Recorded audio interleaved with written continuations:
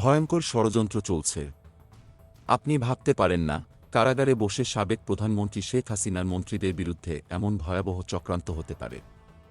Salman F Rahman, যিনি একসময় দেশের গুরুত্বপূর্ণ উপদেষ্টা ছিলেন, এখন কারাগারে বসেই গোপনে সরকারের বিরুদ্ধে ভয়াবহ চক্রান্ত তৈরি করছেন।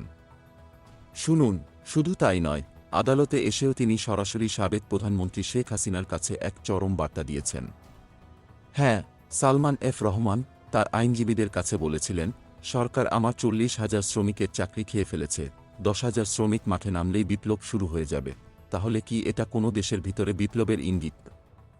দেশের পরিস্থিতি খতিয়ে দেখে সরকার উৎখাতের চক্রান্ত চলছে। আরও অবাক হওয়ার মতো ঘটনা, যখন আদালতে শুনানি শুরু হয়নি, তখন সালমান এফ রহমান তার আইনজীবীদের সঙ্গে গোপন কথা বলছিলেন।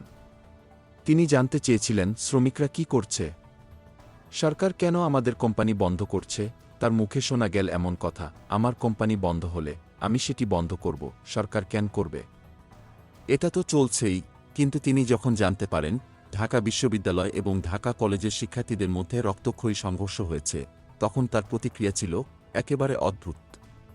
তিনি বললেন, নেত্রী শেখ হাসিনা কী বার্তা দিয়েছেন, এবং তার আইনজীবীদের কাছে তার পরবর্তী নির্দেশ ছিল, সবাইকে রেডি থাকতে বলুন।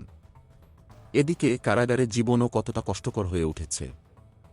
সালমান এফ রহমান জানিয়েছেন, খাবার ঠিক সময়ে পাওয়া যায় না, রাতের খাবার বিকাল 4টায় দেয়। এছাড়া তিনি আরও অভিযোগ করেছেন, কুরআন শরীফ এবং জায়নামাজও দেওয়া হয় না, আমি ফ্লোরে ঘুমাই। এখন পুলিশের অনুমতি নিয়ে তাকে 3 দিনের রিমান্ডে নিয়ে জিজ্ঞাসাবাদ করা হচ্ছে।